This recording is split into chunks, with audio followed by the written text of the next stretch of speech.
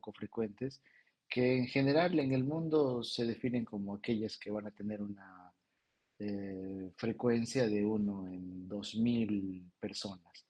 Esto, bueno, puede ir variando según sobre todo las poblaciones, o sea, es una definición más que todo desde un punto de vista político, ¿no?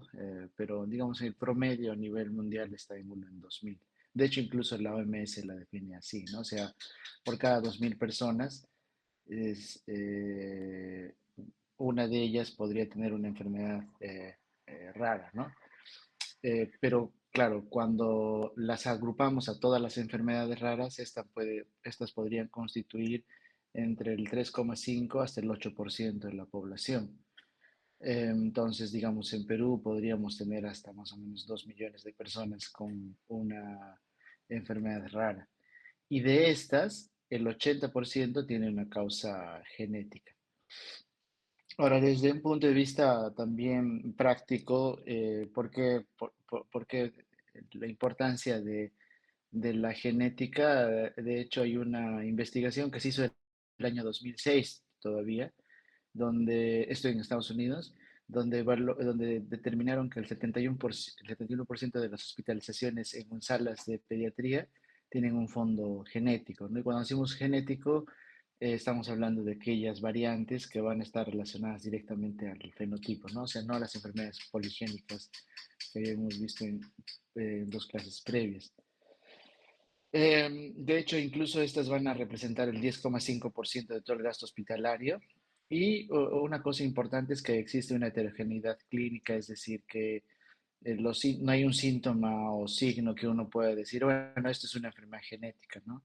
Usualmente las asociamos a malformaciones congénitas o anomalías al nacimiento, pero no es, digamos, el grupo exclusivo, pues, ¿no?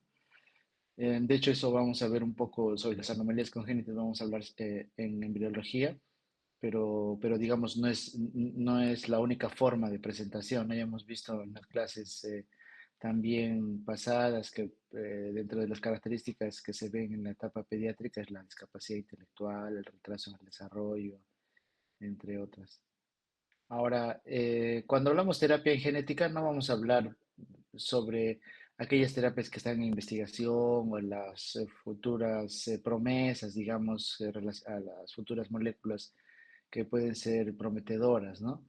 Eh, Principalmente nos vamos a enfocar en aquellas que eventualmente ya han sido aprobadas por entidades que son de alta vigilancia, como la FDA o la EMA, ¿no? La FDA en Estados Unidos y la EMA en Europa.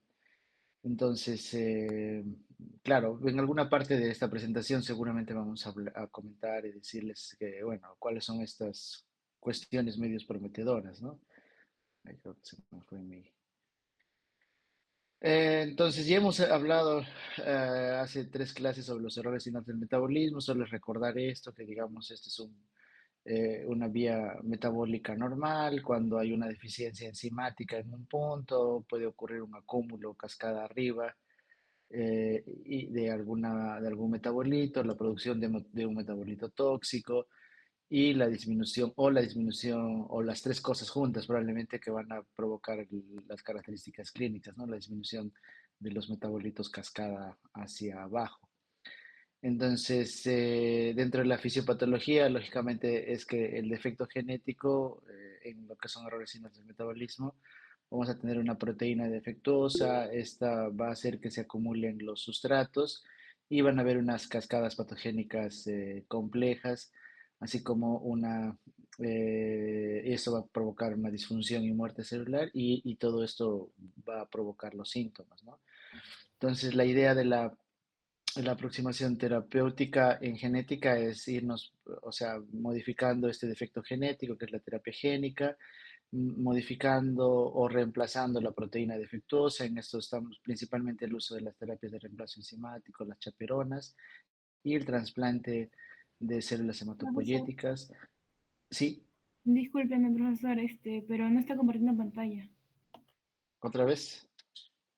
Ah, ¿qué pasó? Se fue. A ver. Ahora,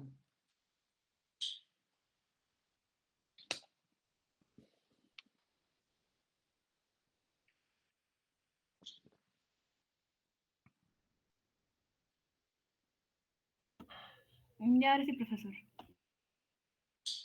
gracias.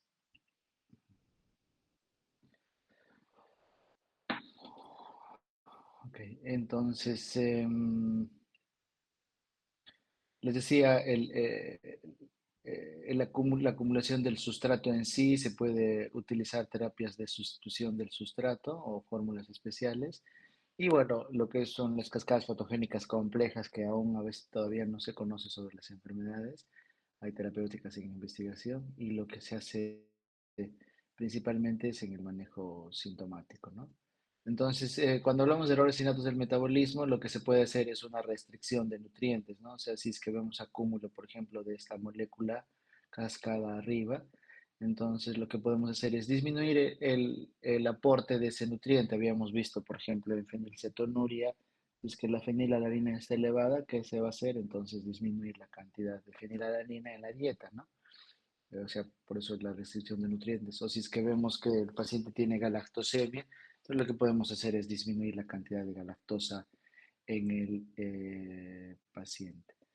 Entonces, si, como vemos acá, acá hay un acúmulo de este sustrato, entonces lo que vamos a hacer es dejar de dar el aporte de esa molécula, ¿no? Como decíamos, tenemos la fenilcetonuria, la enfermedad de la orina con olor a jarabe de arce, y son 100% efectivos, ¿no? Entonces se reemplaza la fórmula o la leche materna o, ¿no? O la fórmula maternizada por estas leches especiales, ¿no? Estas fórmulas especiales donde justamente, eh, por ejemplo, está con una cantidad de fenilalanina ausente, ¿no?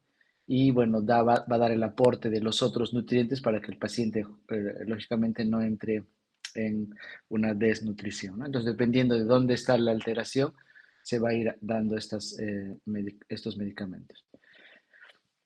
Lógicamente, en estos casos, en algunos casos principalmente puede haber una deficiencia, ¿no? Cascada hacia abajo, o sea, va a haber una disminución en los metabolitos porque justamente hay una disminución en la actividad enzimática, disminuye la cantidad de metabolitos, pero cascada hacia abajo. Y en esos casos lo que se tiene que hacer es eventualmente complementar, o sea, no siempre es suficiente, por ejemplo, el restringir el nutriente, ¿no? Que está elevado, sino también dar el aporte de esos nutrientes que están disminuidos, ¿no? Por ejemplo, en los defectos del ciclo de la urea se puede suplementar con arginina, ¿no? Esto es un ejemplo, ¿no? Acá vemos entonces, si es que hace falta esta molécula, se le puede dar complementariamente en el caso de los defectos del ciclo de la urea con arginina. Luego, lo que se puede hacer es eliminar o bloquear la síntesis del metabolito tóxico, ¿no? O sea, en algunos casos conocemos que la vía eh, fisiopatológica es la aparición de compuestos tóxicos. De hecho, estas enfermedades por defectos del ciclo de la urea lo que va a provocar es una cantidad de amonio muy elevada y eso va a provocar daño a nivel del encéfalo, del cerebro, ¿no? Entonces, lo que se puede hacer es evitar o disminuir o bloquear, en todo caso, la síntesis de ese metabolito tóxico, ¿no? Como vemos acá en la pantalla, ¿no? Bloqueamos la producción de este metabolito tóxico y la otra es eliminamos, o sea, provocamos de que el cuerpo eh, elimine este compuesto tóxico, ¿no? Entonces tendríamos estas dos opciones de tipo terapéutico. Como les había comentado al inicio del curso, la mayoría de las tablas son principalmente informativas, ¿no? O sea, acá solamente mostramos la gran heterogeneidad, digamos, con relación al uso de los medicamentos, qué suplementos se tiene que dar dependiendo de la enfermedad, ¿no? Y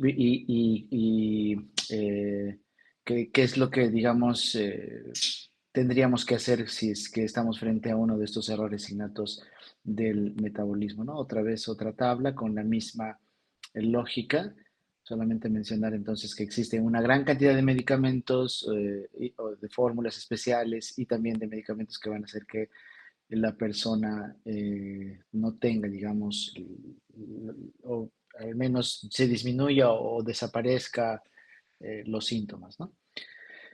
Entonces, acá vemos nuevamente la misma lógica que les había comentado. Tenemos el gen alterado, hay un ARN defectuoso, la enzima defectuosa, ¿no? Entonces, podemos actuar en cualquiera de estos niveles, ¿no? Ya habíamos visto la terapia génica, que muchos autores comprenden incluso cuando se trata de modificar el ARN defectuoso, ¿no? Y vamos a hablar sobre las enzimas defectuosas, ¿no? O sea, es decir, una disminución en la actividad enzimática y para esto podemos utilizar la terapia de reemplazo la terapia de reemplazo enzimático, las chaperonas o la activación de la enzima.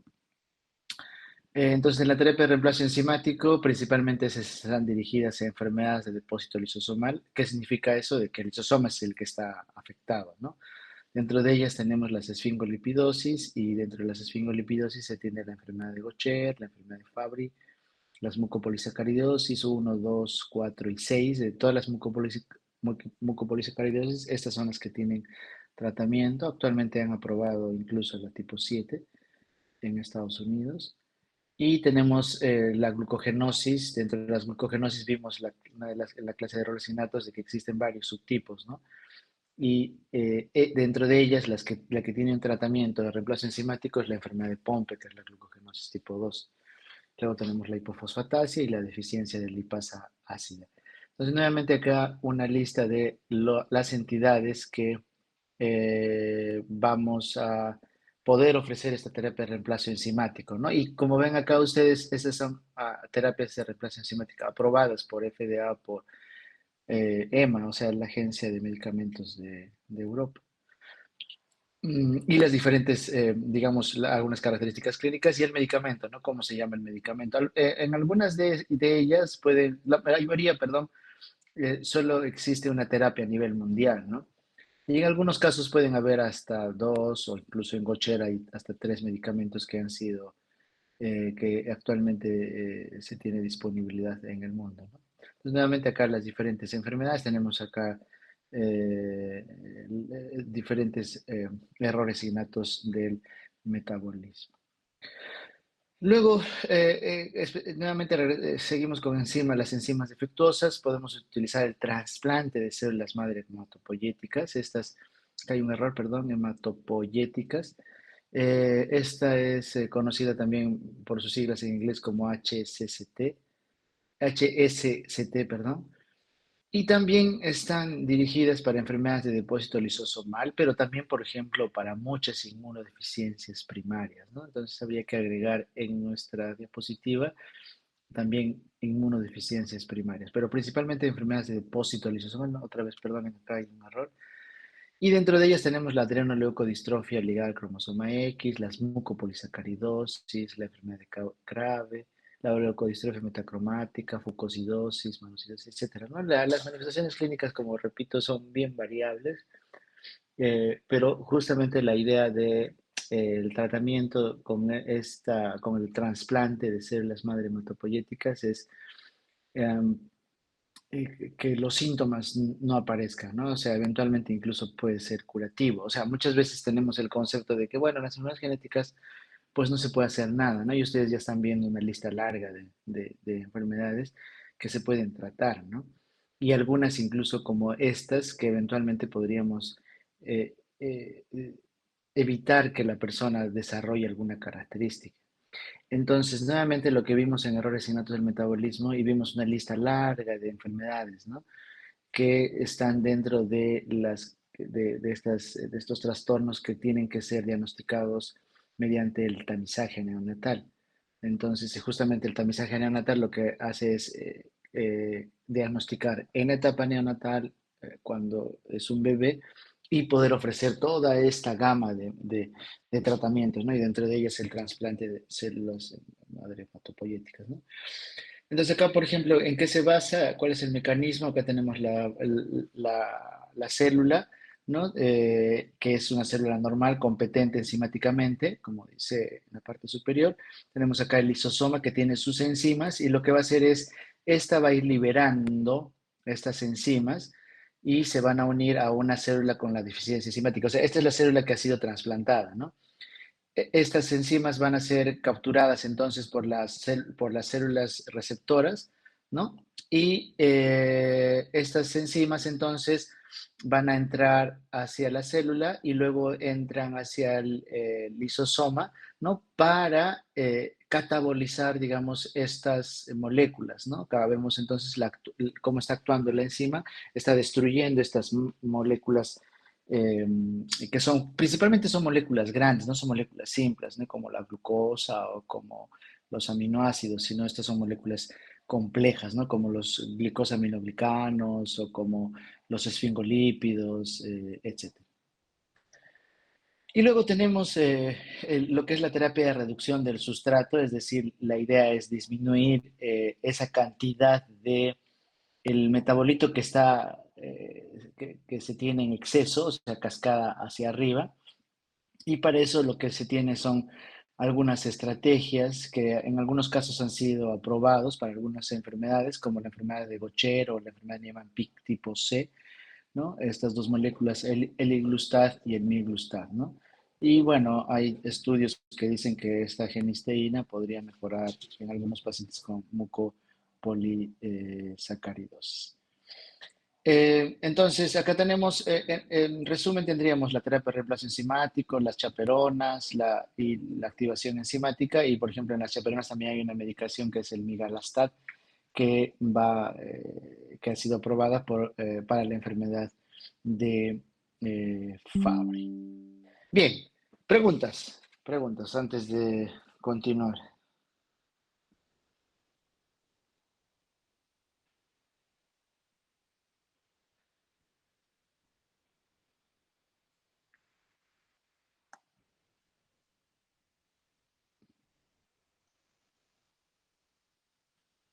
Preguntas.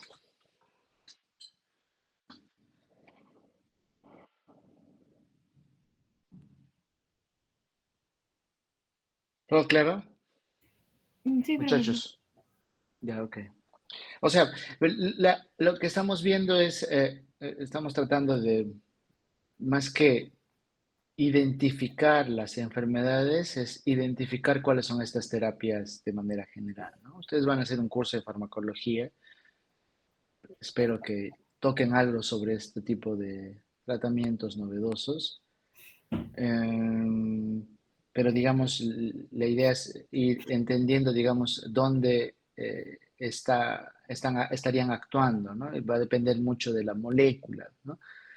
Si son moléculas pequeñas como los aminoácidos o como, por ejemplo, algunos azúcares pequeños, lógicamente, monosacáridos, lo que se hace usualmente entonces es el uso de la restricción en la dieta, ¿no? Y a veces con complementación de algunos, de algunos nutrientes. Cuando las moléculas son más complejas y estas van a ser metabolizadas en el lisosoma, ¿no? O incluso, por ejemplo, la enfermedad peroxisomal, que es la adrenoleucodistrofia. Los tratamientos pueden ser desde el trasplante de células hematopoyéticas, que sería, digamos, casi curativo, y podemos pasar por la terapia de reemplazo enzimático, la terapia de reemplazo enzimática, perdón, las chaperonas o la restricción perdón, la terapia de reducción del sustrato, ¿no? Entonces ahora vamos a hablar sobre ya los tratamientos dirigidos, ¿no? Que es la terapia génica. Entonces, esta también es conocida como genoterapia y el concepto fue, creo que tu micro está encendido, no sé de quién está encendido, no estoy viendo mi pantalla, porfa, cheque. Esta, eh, fue introducido el concepto en 1966 por Edward Tatum y lo que indica, ¿no? Literalmente dijo lo siguiente: incluso podemos ser un tanto optimistas respecto a las posibilidades a largo plazo de una terapia fundamentalmente en el aislamiento o diseño, síntesis e introducción de nuevos genes en células defectuosas particulares, ¿no? Miren, en el año 66, 13 años después de del descubrimiento de la doble cadena, la estructura, perdón, tridimensional del ADN, y ya empiezan a plantear desde un punto de vista teórico, ¿no? Eso justamente les decía en la primera sesión. Lo interesante, digamos, que puede ser la mirada de algunas personas para poder predecir algunas cosas, ¿no? Entonces, ahora, eh, ¿qué, qué enfermedades pueden tratarse? No solamente podrían tratarse o están haciendo ensayos clínicos. Cuando hablamos de ensayos clínicos significa que se están haciendo pruebas ya en pacientes, ¿no?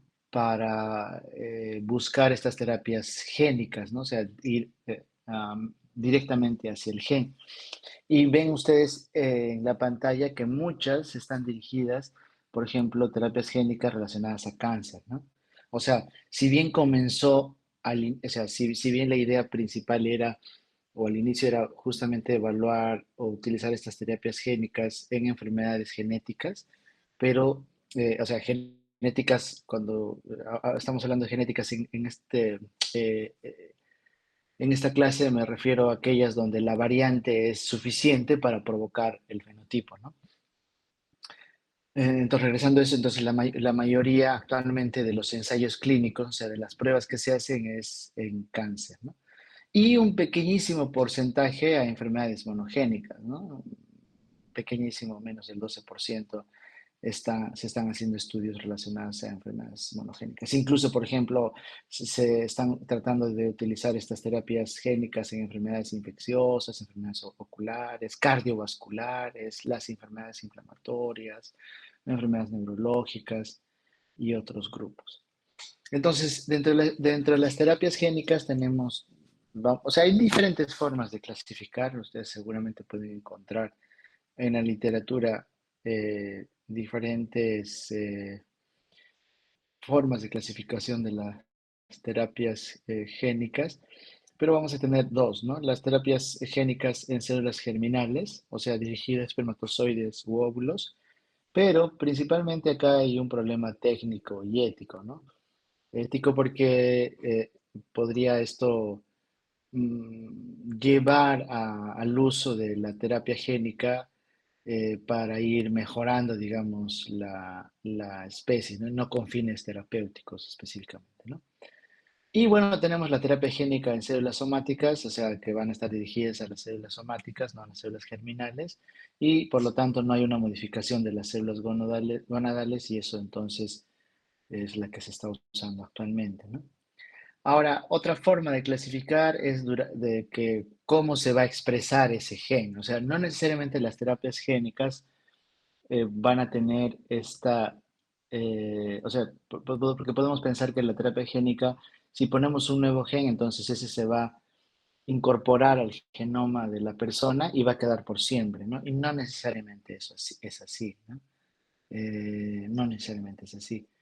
Entonces, eso desde un punto de vista técnico no sucede esto, pero también desde un punto de vista práctico también la idea es que tengamos terapias génicas que sean usados en un corto tiempo, ¿no? Por ejemplo, en algunas enfermedades infecciosas donde yo pueda modificar el genoma de la persona para que pueda, por ejemplo, en una enfermedad infecciosa, no sé, por ejemplo, digamos tuberculosis, poder entregar un tipo de molécula o incorporar un tipo de gen para que esta persona reaccione de manera adecuada y eh,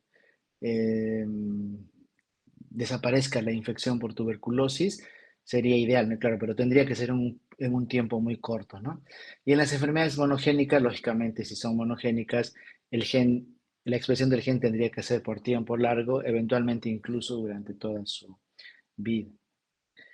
El punto es que, en general, esto de los problemas éticos sobre las terapias nuevas ocurre en todas estas enfermedades genéticas, ¿no? El problema es que mucha gente, digamos, lleva al extremo a solo pensar, digamos, que las terapias estas nuevas son costosas porque simplemente la farmaindustria quiere solo ganar, ¿no? Solo ganar. Sin embargo, estas, o sea, si bien son terapias caras, el punto es que son medicamentos casi, casi diseñados a medida, ¿no? O sea, no es que estas terapias de reemplazo enzimático o las terapias génicas que vamos a ver, no es que uno va a la farmacia y lo compra, o sea, estos son medicamentos que se producen no a una escala mayor, sino a una escala que según lo que van pidiendo, digamos, sobre todo los estados, ¿no? Porque muchas personas de manera individual no lo pueden comprar porque justamente están diseñadas, ¿no? ¿Y por qué? Porque, como habíamos hablado en la primera diapositiva, son enfermedades raras. Es decir, que su frecuencia en la población puede ser, por ejemplo, mínimo de uno en 2.000, pero eventualmente pueden ser uno en 20.000 personas, uno en 50.000, uno en 100.000, ¿no? Entonces eso hace de que el acceso no sea y el acceso va a ser difícil, ¿no? Y por lo tanto van a ser costosas estas terapias. El punto es quiénes son beneficiados, ¿no? En nuestro medio es complicado, bueno, hay un tema ahí que todavía tenemos que resolver como sociedad para justamente ofrecer todas estas terapias, o al menos las que son, digamos, veamos que tiene un costo-beneficio alto, ¿no? Luego, importante es quién decide qué es normal y anormal, ¿no? O sea, estas terapias génicas van a ir mejorando en el tiempo, ¿no? O sea, probablemente muchas de las enfermedades genéticas, incluso las enfermedades, lo que estábamos comentando, infecciosas, tuberculosis, el cáncer, etcétera, de repente se van a ir incorporando estas terapias génicas y van a ser de uso más común, digamos, ¿no? Pero podría llegar un momento en el que eh, el decir, por ejemplo, la forma de mi uña, que es rectangular, no es normal, ¿no? Tiene que ser cuadrada. Entonces, ¿podríamos hacer un tipo de terapia para que ocurra esto? O sea, eso es lo que quiere decir este primer punto, ¿no? ¿Qué es normal y anormal, ¿no? Luego, ¿cuáles deberían ser tratadas? O sea, a qué enfermedades deberíamos utilizar? Probablemente las más graves, ¿no? ¿Qué enfermedades que provocan? O sea, se tendría que tratar las enfermedades que provocan discapacidad y salvan la vida, probablemente sí, ¿no? El uso de la terapia en células germinales, como decíamos, quizás ahí el problema es técnico y ético también, ¿no? Porque estamos modificando el genoma de una persona y eso se podría llevar a una utilización frívola, o sea, por ejemplo, desde un punto de vista estético, lo que les decía hace un momento, ¿no? O sea, por ejemplo, no debería ser la forma de la uña rectangular, sino cuadrada, ¿no? Ahora, ya tocando específicamente las características de cómo se transfiere estos genes, hay de dos tipos, ¿no? El ex vivo, es decir, que no se incorpora directamente a la terapia al individuo, y el in vivo, es decir, cuando se va a incorporar de manera dirigida, ¿no? Mejor miremos una imagen, y acá tenemos entonces los dos tipos de terapias, ¿no? El in vivo, acá tenemos entonces, generalmente se transfiere a través de una molécula, perdón, un virus atenuado, ¿no? Entonces dentro de está, por ejemplo, el, el- el gen, ¿no? Que va a ser reemplazado, por ejemplo, en hemofilia B, y lo que se hace es se transfiere de manera directa, ¿no? Para que el individuo empiece a producir este factor de coagulación y no tenga la hemofilia, ¿no? O, por ejemplo, se puede hacer una transferencia de manera dirigida, por ejemplo, en la enfermedad de Parkinson o en algunas enfermedades retinales, ¿no? O sea, hay alteraciones de la retina, como habíamos visto en una de las clases, ¿no? Y se puede inyectar de manera directa y el gen, ¿no? A través de un virus. Y el ex vivo, la forma es, en este caso, por ejemplo, se tiene las células que están dentro del hueso, las células de la médula ósea, ¿no? Se extraen, ¿no? Esas células de la médula ósea y lo que se hace es, por ejemplo, a estas células se les va a transferir ¿no? El gen a través igual de un virus, se modifica el funcionamiento de estas células y luego estas células modificadas, ¿no? Por eso se llama ex vivo, porque está, la transferencia es por fuera, se vuelven a incorporar en el paciente, ¿no? Nuevamente a través, por ejemplo, del mismo trasplante de células hematopoyéticas o, por ejemplo, en algunas enfermedades como el cáncer, metastásicas o melanoma, mieloma, etcétera, ¿no? O sea, hay una transferencia de manera ex vivo. Otra forma de clasificar, como les había dicho hace un momento, o sea, dependiendo de cómo la mirada que podamos tener a las terapias, podemos clasificar de diferentes formas. Y acá estamos viendo, por ejemplo, cómo yo puedo transferir, ¿no? Entonces, generalmente se hace a través de virus, se puede hacer utilizando nucleótidos cortos, ¿no? Nanopartículas o lo que se llama, o también, perdón, perdón, no, sí, lo que se denomina la edición génica, ¿no? Entonces, vamos a ver rápidamente las terapias basadas en virus. Acá tenemos un adenovirus, entonces tenemos, importante considerar algunos aspectos, ¿no? Tenemos el- la secuencia que se quiere reemplazar o que queremos que sea funcional, ¿no? Este adenovirus es reconocido por la célula, se incorpora dentro de la célula, luego lo que vamos a ver es una eh, transferencia de este material genético, vemos este de color rojo, se transfiere entonces hacia el núcleo, pero como ustedes están viendo, el ADN genómico queda intacto, ¿no?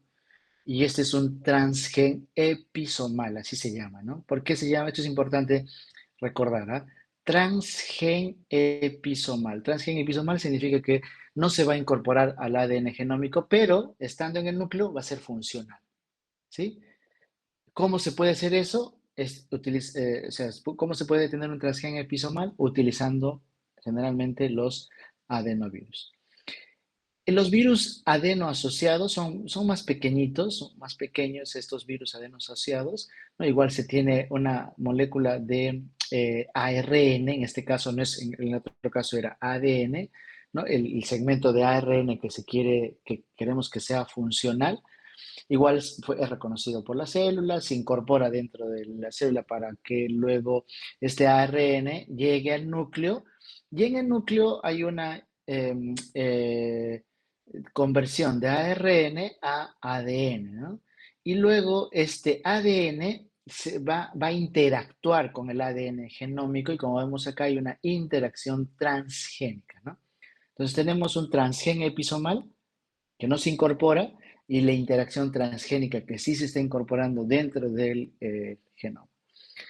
Y existen en la actualidad al menos ya algunos tratamientos, terapias génicas utilizando esa tecnología, por ejemplo en la atrofia muscular espinal, ¿no? Vamos a ver hoy día seguramente en las exposiciones que se tienen en el laboratorio en atrofia muscular espinal. Y bueno, esta Glivera que eventualmente estuvo un tiempo presente en el mercado y luego lo sacaron, pero digamos se utilizaba para esta enfermedad, ¿no?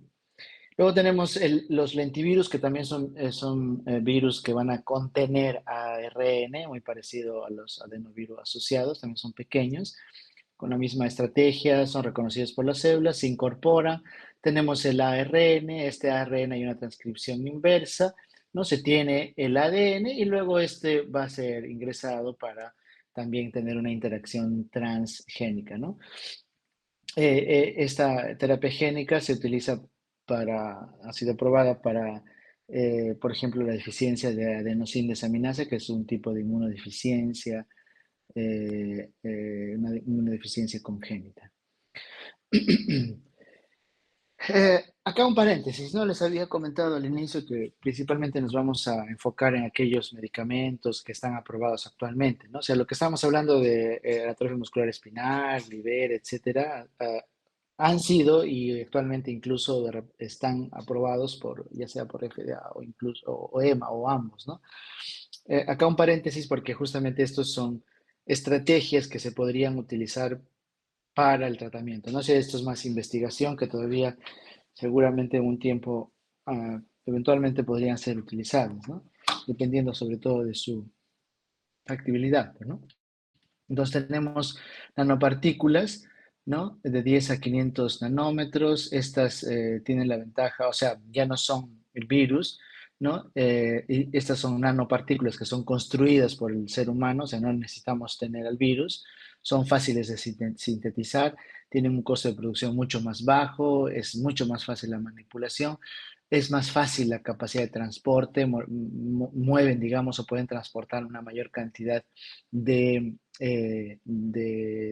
una molécula, en este caso de ADN, ¿no? Y tiene una seguridad y también son eficaces, ¿no? Y se han utilizado diferentes nanopartículas, como por ejemplo nanopartículas lipídicas sólidas, el quitosán, etcétera, ¿no? Entonces, la idea de estos vectores no virales o sintéticos, ¿sí? Que eventualmente en algún momento se van a, quizás cuando ustedes se obtengan el título, quizás ya vamos a tener disponible para el uso en algunas enfermedades, ¿no? Entonces, ahora vamos a hablar sobre las terapias génicas utilizando nucleótidos sintéticos cortos, ¿no? Tenemos los oligonucleótidos antisentido y los ARN de interferencia. Vamos a ver entonces rápidamente los oligonucleótidos antisentido. Entonces, acá vemos que se tiene un ARN, ¿no? Este es un ARN mensajero donde justamente se va a producir una proteína determinada, ¿no? Y tenemos entonces el oligonucleótido antisentido, ¿no? O sea que lo que va a hacer es unirse a este ARN mensajero, ¿no? Y lo que va a hacer es, o sea, podemos tener dos tipos de mecanismos me- mecanismos de acción, ¿no? Una es bloquear, ¿no? La producción de este ARN mensajero, o sea, la producción de proteína, ¿no? O sea, al unirse este oligonucleótido antisentido a esta secuencia de ARN mensajero, bloquea eh, la producción de proteína, ¿no? Y la otra forma es modulando el splicing, ¿no? El splicing, ¿se acuerdan que es este corte y empalme del ARN mensajero?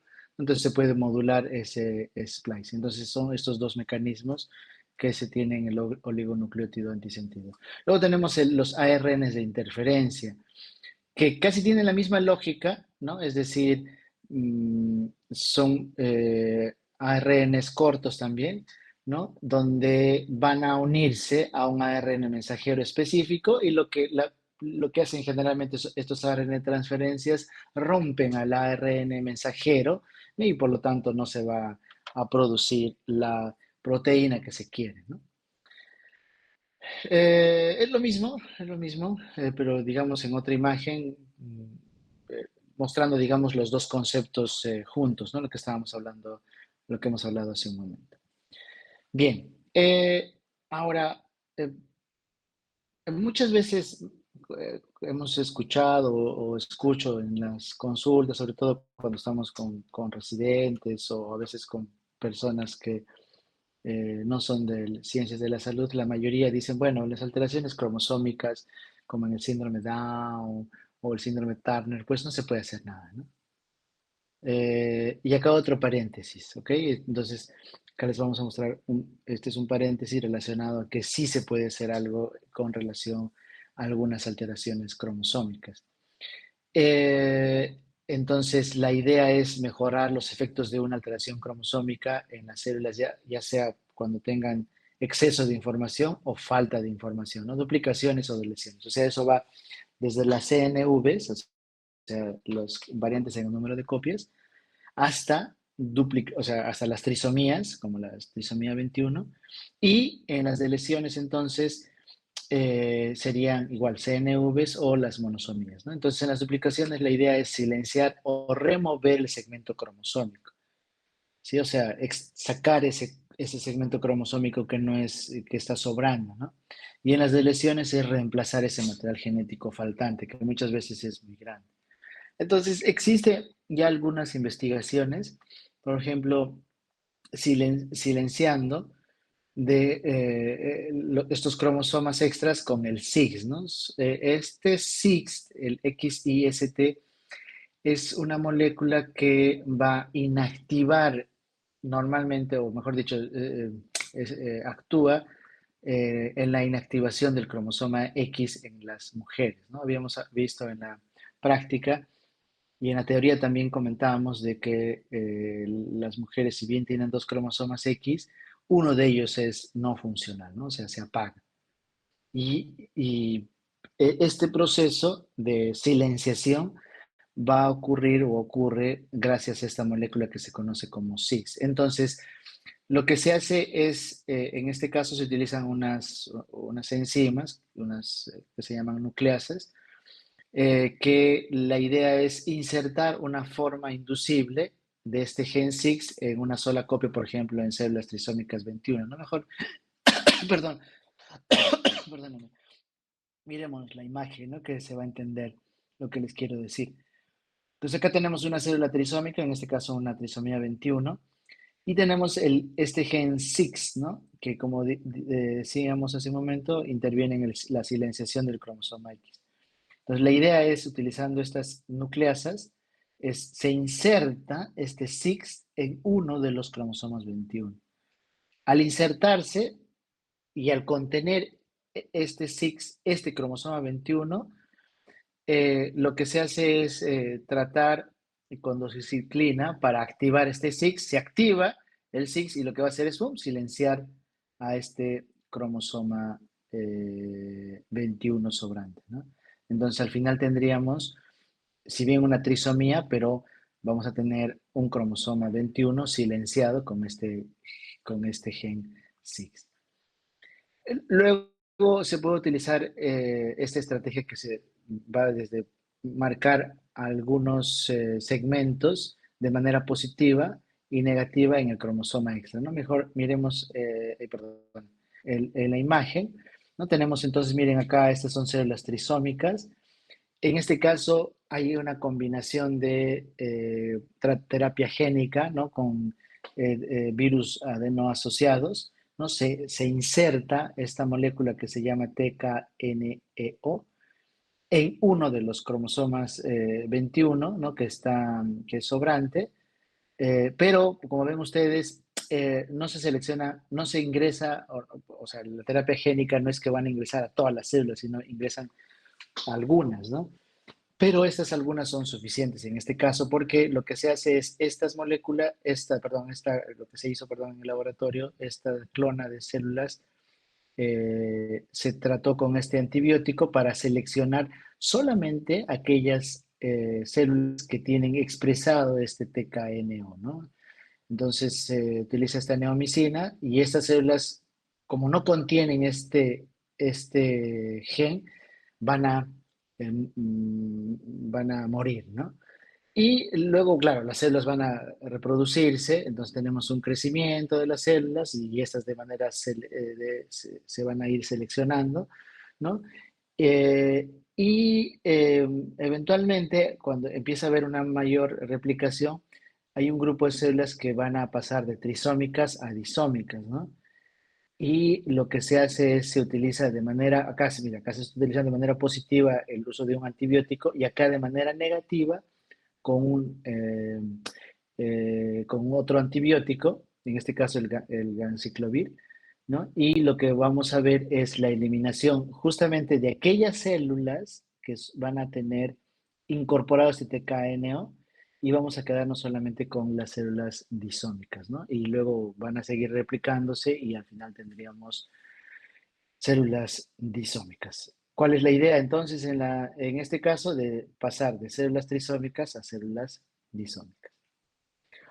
Luego también se ha visto lo que es el rescate trisómico, como decíamos, por ejemplo, lo que es las disomías uniparentales, no sé si se acuerdan, ocurren porque hay un rescate, ¿no? O sea, la célula se da cuenta del error, elimina uno de los cromosomas. Esa es, digamos, la intención usando, pero drogas, ¿no? Se utilizan estas drogas, ¿no? En las células trisómicas 21 tratadas con esta molécula y se ve que de una población, y eso es en el laboratorio, ¿no? de 100%, un 24% se convierte en células euploides o normales. Ahora, ¿qué pasa? Esto es, pues, digamos, cuando sobra información, ¿no? ¿Y cómo haríamos cuando falta información? Cuando falta información, entonces, se pueden reemplazar mediante cromosomas humanos artificiales, ¿no?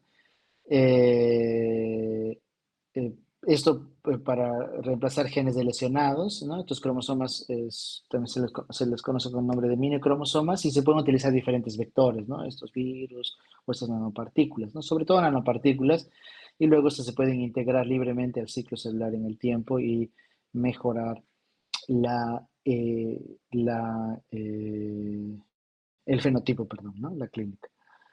La otra forma es induciendo la formación de cromosomas en anillo, ¿no? Acá, por ejemplo, se puede reprogramar un cromosoma 17 en anillo mediante reprogramación celular, ¿no? Entonces, veamos acá en este ejemplo, tenemos una trisomía nuevamente, se va a insertar esta molécula LOXP-cassette, ¿no? En los extremos de uno de los cromosomas. Luego se trata con una enzima, esta recombinanza mediada por CRE, y luego lo que va a hacer es, se eliminan estos segmentos cromosómicos, ¿no? Los telómeros, y como dijimos en la clase de, de alteraciones cromosómicas, cuando se eliminan los telómeros, estos segmentos se vuelven pegajosos y formarían un cromosoma en anillo, ¿no? Cromosoma ring. Y lo que se ha visto en la práctica es que las personas que tienen cromosomas en anillo, a medida que va pasando el tiempo, o sea, a lo largo de su vida, esos cromosomas en anillo van a desaparecer, ¿no? No se conoce en sí el mecanismo, pero lo que se ha visto es eso, o sea, van desapareciendo, pero a medida que va aumentando la edad, ¿no? Entonces, utilizando esa estrategia, se va haciendo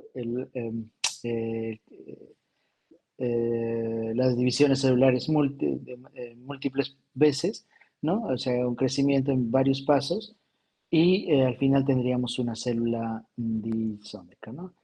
Igual acá, ¿no? Si es que queremos, por ejemplo, eliminar uno de los cromosomas que eventualmente son no funcionales, ¿no? Por ejemplo, si tiene una mutación y está produciendo una enfermedad, lo que se puede hacer igual, con la misma estrategia, se inserta este LOXP cassette, se provoca un cromosoma en anillo, se hace que varias veces se replique, se convierte en una célula monosómica, monosómica, perdón, y luego esta, de manera espontánea, se convierte, o sea, trata de compensar, ¿no?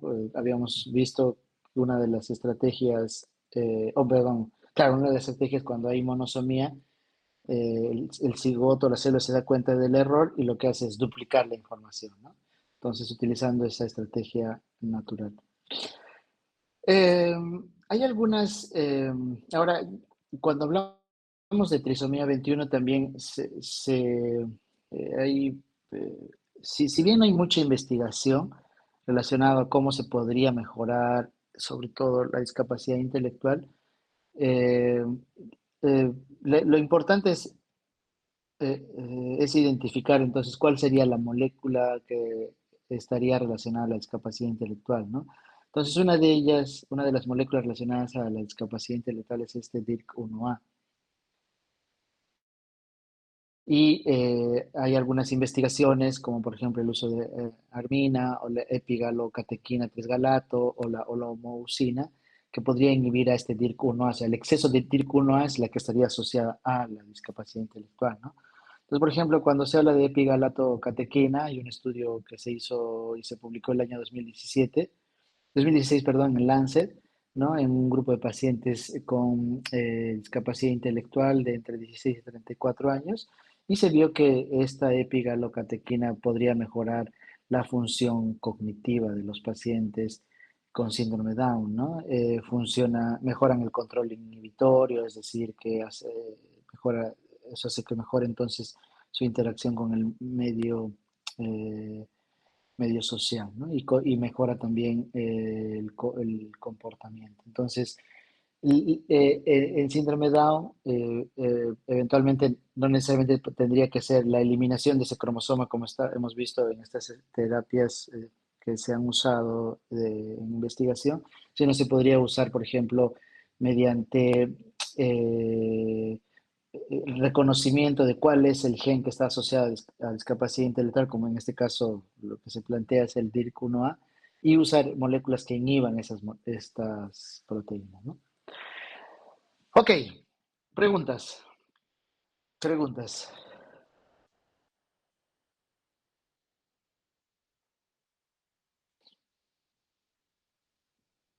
¿Se entendió?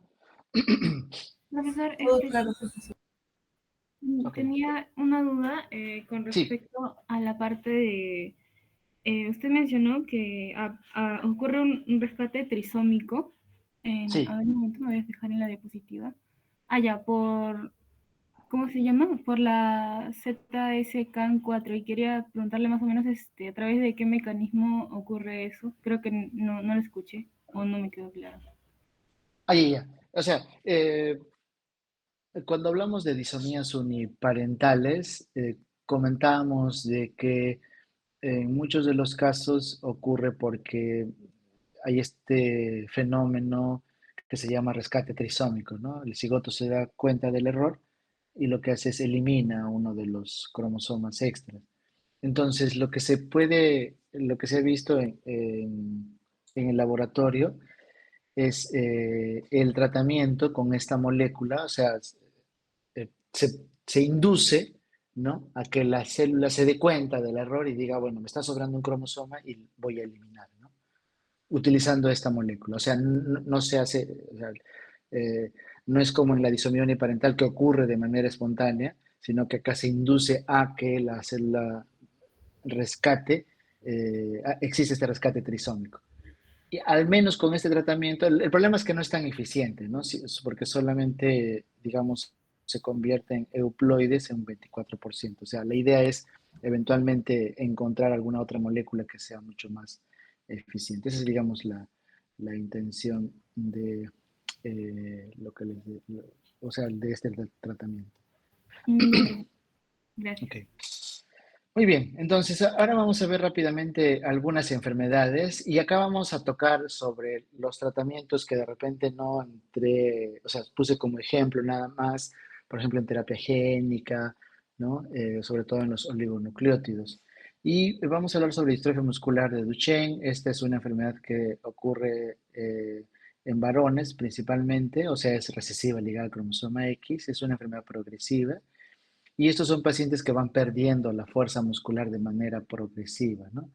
Hay un aumento del tamaño acá falta en esta lámina poner pseudohipertrofia de gemelos, perdónenme, pseudohipertrofia de gemelos.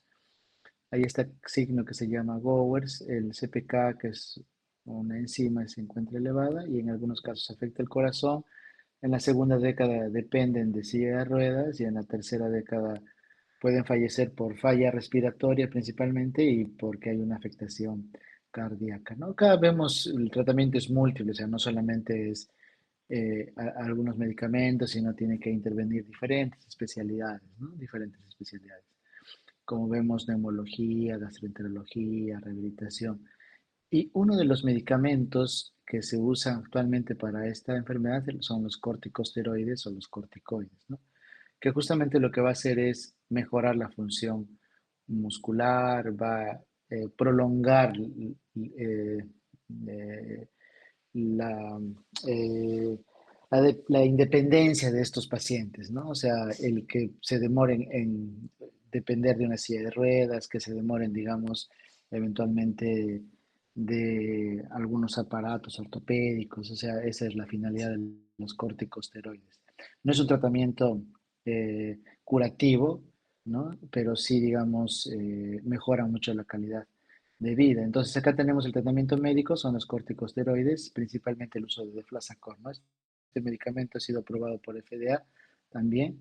No hace mucho, hace como 4 años, ya, a pesar que el tratamiento, hay publicaciones desde hace más de 30, 40 años relacionados a los corticoides, pero hubo mucha resistencia en el uso de este medicamento, pero, o de los corticoides en general. Ahora, la mayoría de los pacientes con distrofia muscular de Duchenne van a estar asociados a de lesiones de los exones, ¿no? O sea, no son SNVs o no son variantes en un solo nucleótido, sino son de lesiones, pero pequeñitas, ¿no? En un exón o en varios exones. Entonces, se ha ido construyendo algunas moléculas, como por ejemplo este oligonucleótido antisentido, que se conoce con el nombre de Etiplersen. Y este es un medicamento, pero que solamente funciona en aquellos pacientes que tienen la deleción en el exón 51. O sea, si la deleción es en el exón 79, exón 1, no funciona. Solamente, perdón, está dirigido para aquellos pacientes que tienen la deleción en el exón 51. Entonces, ¿qué es lo que ocurre con un paciente con distrofia muscular de Duchenne? Como hay la lesión de este exón 51, entonces corre el marco de lectura, ¿no? Como hemos visto en las lesiones, duplicaciones, corre el marco de lectura y, bueno, la proteína se hace más corta y no funcional, ¿no? Entonces, ¿qué es lo que hace este nucleótido antisentido, perdón? Es, eh, trata de engañar a la célula, haciendo de que, o sea, la molécula no sea corta, sino lo que se observe es que se peguen, o sea, si bien obvie a este exón 51 que no está presente, pero se junten estos dos exones 49 y 52, ¿no? De tal forma de que la proteína eventualmente, si bien va a ser más corta, pero no va a contener el exón 51, ¿no? O sea, va a ser de alguna manera más funcional. De repente, para que se entienda mejor, es que cuando hay una deleción en el exón 51, hay se provocaría, si bien un cambio en el marco de lectura, pero también hay un tipo de codón stop, ¿no? La proteína es muy pequeña porque corre el marco de lectura y llega un momento en el que va a haber un codón stop y se detiene, ¿no? Lo que hace entonces este nucleótido antisentido es engañar a- al- a los ribosomas, ¿no? Y hacer que no corra el marco de lectura, sino simplemente lo que hace es pegar este 49 con 52 de manera directa, ¿no? Entonces, si bien va a ser más corta, pero no va a ser un codón esto, o sea, para que se pueda entender este tipo de tratamiento. La atrofia muscular espinal rápidamente vamos a ver, porque esto seguro lo van a comentar en la clase en laboratorio. Esta es una enfermedad también progresiva, ocurre por una degeneración de las células de las astas anteriores de la médula espinal. En este caso, herencia recesiva autosómica, es decir, se ven en varones y mujeres. La variante está en el gen SMN1 y las características clínicas dependen mucho de la cantidad de alelos o de alelos, sí está bien, de SMN2, ¿no? Entonces, hay diferentes espectros del fenotipo, desde el SMA0, que es prenatal, ¿no? O incluso aquellos pacientes que tienen artrogriposis, es decir, que tienen contracturas articulares en rodillas, en codos, en las manos, etcétera, ¿no? O sea, el paciente no puede extender ni flexionar de manera adecuada.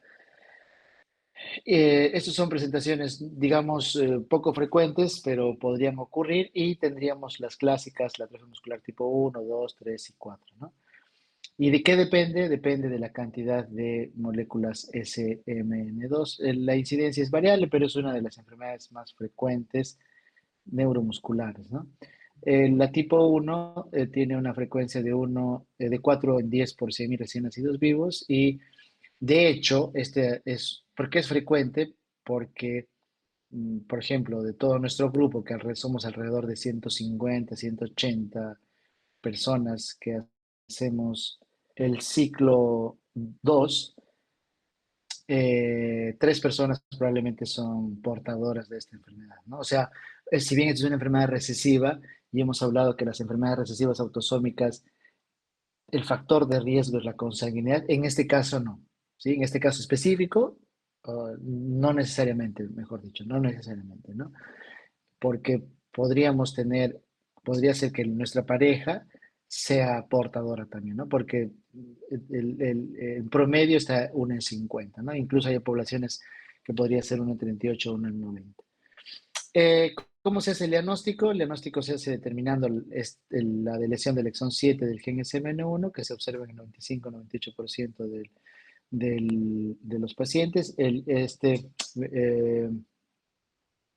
El diagnóstico, perdón, se hace en Perú, ¿no? Lo podemos hacer en el Hospital del Niño, también para, para los pacientes CIS y también para los pacientes que son pagantes.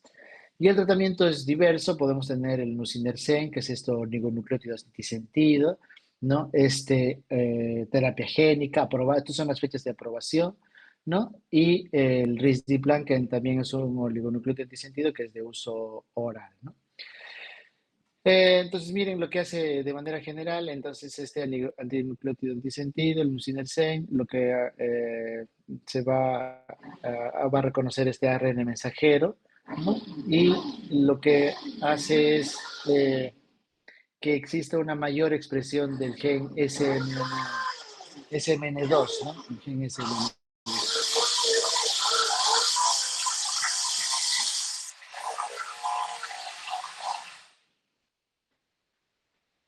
Entonces actúa principalmente en el gen SMN2. Vamos a ver rápidamente otros trastornos. El síndrome Red también es una enfermedad relativamente frecuente que se observa principalmente en mujeres.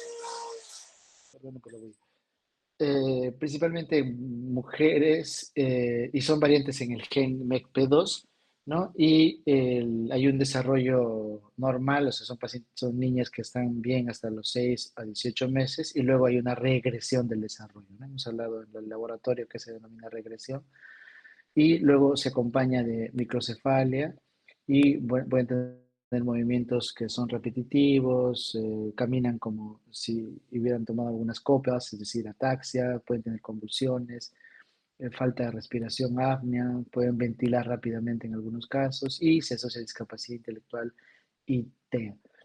Y actualmente ha sido aprobado desde el año 2022, me parece, un medicamento que es el trofinetide, que principalmente está dirigido para disminuir la neuroinflamación, ¿no? El síndrome de Down, otra vez, ¿no?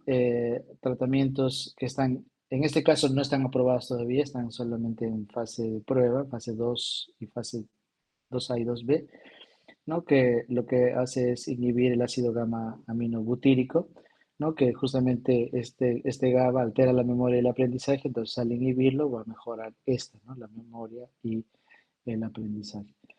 En el complejo esclerosis tuberosa, estos son pacientes que las variantes pueden ser en cualquiera de estos dos genes. Generalmente tienen tumores benignos, hay una hipopigmentación, pueden tener convulsiones, también discapacidad intelectual y actualmente el uso del everolimus es un tratamiento que va a hacer que disminuya las convulsiones, ¿no? Sobre todo las convulsiones, y esto también está relacionado directamente en una mejora en su coeficiente intelectual. Y también esto lo vamos a ver en la teoría, perdón, en la práctica, en el laboratorio, en la condroplasia. Esto es una displasia esquelética, la variante está en este receptor FGF. Son pacientes que tienen talla baja, pueden tener problemas a nivel de la columna, pueden hacer compresión medular, y el tratamiento que se ha probado hace aproximadamente igual 2 o 3 años es el vasoritide o vasoritida, ¿no? Que es un análogo del péptido natriurético C. Entonces, las características clínicas de los pacientes con achondroplasia, perdón, es, bueno, además de la talla baja, pueden tener una lordosis, hay un acortamiento de la región proximal de las extremidades, en este caso brazo y los muslos, ¿no? Las manos las tienen cortas, se acompaña de macrocefalia, ¿no? Y el tratamiento, como vemos acá, es justamente este inhibidor del péptido natriurético C, que eh, de manera indirecta, digamos, hace que este gen, que es el receptor que está esta es la membrana celular, funcione mejor, ¿no? De manera indirecta. Y vamos a hablar sobre lo que es edición génica rápidamente, algunas aplicaciones. Acá tenemos el CRISPR-Cas, entonces, esta es una molécula que se descubrió en las bacterias y es un sistema de defensa, ¿no? Es decir, es un sistema inmune que se adapta, ¿no? Es decir, que va reconociendo a los virus, ¿no? A estos bacteriófagos que las matan a esas bacterias, ¿no? Entonces, estos pues, van a ir adaptándose, van a ir cambiando su estructura, la secuencia de ADN, porque los virus pueden ir cambiando rápidamente, ¿no? La secuencia. Entonces, acá ha habido en el tiempo, tienen este sistema inmune propio, ¿no? Y esto principalmente, digamos, bueno, puede ser estudiado en cualquier bacteria, pero bueno, en este caso en Streptococcus pyogenes. Lo que hace, por ejemplo, entonces es confiere resistencia a los virus, incorpora repeticiones cortas del ADN viral al genoma bacteriano, ¿no? Y en una segunda infección, los transcritos se unen a una nucleasa del ADN complementario y provocan la destrucción del ADN viral, ¿no? Entonces, es un sistema por eso dice inmune de las bacterias. Eh, y la estructura, digamos, ya en los eucariotes, cuando ha sido trasladado a los eucariotes, sería de esta manera, ¿no? Es compleja, digamos, la molécula, pero la idea justamente es reconocer una secuencia, pero bien específica, ¿no? A diferencia de la terapia génica, en la terapia génica lo que se hace es, se tiene el gen y se lleva hacia el núcleo, ¿no? En este caso, este CRISPR-Cas lo que hace es, no se tiene el gen, sino esta es la molécula que va a ir a reconocer una secuencia específica del ADN y lo que hace es corta, ¿no? Como vemos acá las tijeras, y luego utiliza una secuencia que tiene este complejo proteico para corregir, digamos, esa secuencia que está en la célula, ¿no? Entonces, esa más o menos es la idea. Entonces, tiene dos mecanismos, ¿no? Uno, el de reconocer entonces una secuencia de ADN, o tres, digamos, ¿no? Para ser más específicos, o pasos, digamos. Primero, reconoce la secuencia de ADN que uno quiere cambiar. Segundo, corta, ¿sí? Y el tercero, reemplaza ese segmento. ¿Sí? Entonces, por eso es interesante esta terapia, ¿no? Y esta idea, de hecho, hace mucho tiempo, de edición génica estaba planteada. Se utilizaban otras estrategias, ¿no? Pero lo malo es que eran muy laboriosas y costosas. Pero cuando se descubrió este mecanismo natural que tienen las bacterias, se llevó rápidamente al uso práctico, pues, ¿no? Entonces, la ventaja es que tiene digamos, la mayoría de las veces son muy específicos a una secuencia del genoma, ¿no? En algunos casos no, podría ser que podría reconocer varios segmentos y eventualmente de repente puede modificar varios segmentos y fallar, ¿no? Entonces, justamente todas las investigaciones, la idea es que sea muy específico, ¿no? Muy específico, ¿no? Y que reconozca un segmento para que justamente pueda ser editado solamente esa parte, o sea, cortado o reemplazado con la secuencia que se quiere cambiar. Entonces, el uso es bien variable, ¿no? Desde enfermedades, lógicamente, se puede modificar, ahora actualmente se puede modificar plantas, ¿no? Incluso si ustedes desean conocer un poquito más y los usos hay una serie en Netflix, ¿no? Que comentan sobre este tema, incluso muestran, por ejemplo, que hay laboratorios en casa, ¿no? Hablan en su cochera y hay personas que están modificando, digamos, incluso, por ejemplo, las secuencias de algunos animales, ¿no?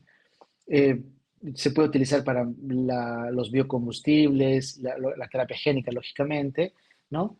Y lo otro es desarrollar nuevos medicamentos, ¿no? O sea, no solamente ir directamente modificar el ADN, sino desarrollar nuevas drogas que, como hemos visto en ese triángulo donde está la secuencia de cómo ocurre los síntomas, justamente lo que son las cascadas metabólicas, ¿no? O sea, identificar esa cascada metabólica y crear nuevos medicamentos que eventualmente pueden ser dirigidos, ¿no? Entonces acá tenemos, lógicamente, la misma edición génica, lo que se llama la edición génica per se, ¿no? Pero se puede regular el gen, o sea, no solamente puedo cortar y eh, como estábamos comentando al inicio, eh, insertar una nueva secuencia, sino regular. O sea, no necesariamente voy a cortar, sino voy a regular para que exista, por ejemplo, expresión de un gen que de repente está silenciado, ¿no? O de repente lo que puedo hacer es utilizar para identificar nuevas enfermedades o nuevas secuencias del genoma que eventualmente sean funcionales, ¿ok? Mediante el uso de imágenes genómicas, ¿no? O sea, ver el ADN utilizando fluorescencia. O incluso, por ejemplo, puedo modificar la epigenética. ¿Sí? O sea, al inicio, como estábamos hablando, tiene esta capacidad, ¿no? De lo que es la edición génica per se, ¿no? Pero el CRISPR-Cas9, repito, puede regular la expresión génica, podemos ver en imágenes, ¿no? Las secuencias, el genoma, o modificar la epigenética. Entonces, hay algunas investigaciones, ¿no? Con CRISPR-Cas9, sobre todo el segundo punto, por ejemplo, para distrofia muscular de Duchenne, cataratas, tirosinemias. Sin embargo, el primero, este Casgevy, el año pasado fue aprobado por FDA para justamente anemia de células falciformes, ¿no? Es el primer tratamiento con CRISPR. Y si ustedes miran el tiempo desde que se descubrió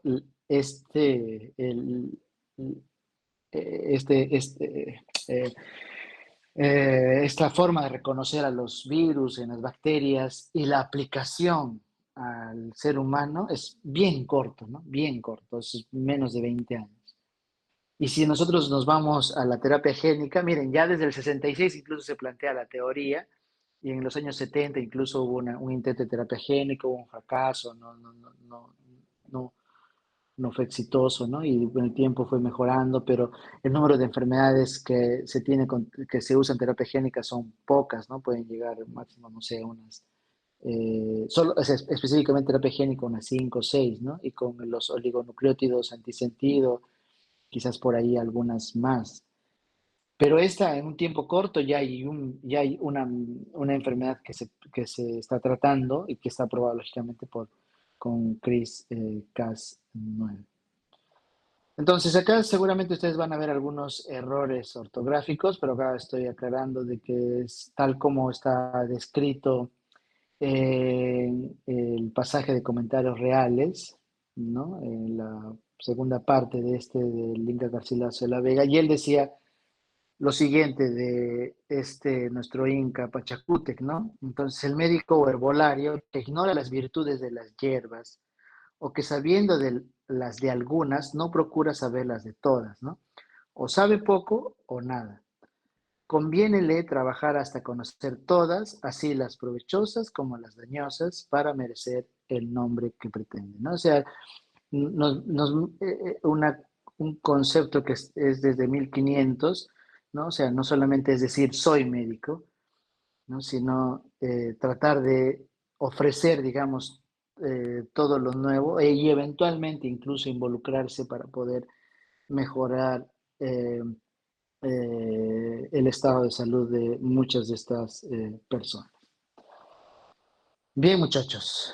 Entonces, esta es nuestra clase de teoría, es nuestra última sesión de genética, ¿no? Desde la subsiguiente semana vamos a comenzar con embriología, ¿ya? Bueno, el examen va a ser la próxima semana, como ya les había comentado, será entonces a la 1 de la tarde.